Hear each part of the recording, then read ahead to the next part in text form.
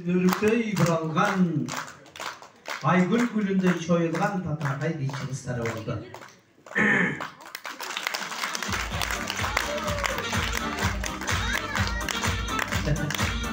Рахмат. Жақшы нәрсе тауып мұна. Негізі адам баласының көңілін көтеріп, маңайын ашчу клеткалардың бары мына ұшын манжада жайғашады екен. Адам қаншалық көп болчақта ошот жолы көңіл көтеріліп, сүйініп, жүзіне жылмай жүгіреді екен. Андықтан көп болчақ, өзіңіздердің көңіліңіздерді көтеріп, өзіңіздердің жүзіңіздерге өзіңіздер жылмайы тартулап, албетте сіздердің жылмайы отырғаныңыздарды көріп, бүгінгі күндің қармандары керемет тоғы жылмаяды. Демек бірімізді жылмайтып, ең соның ең керемет маңайда отыралар.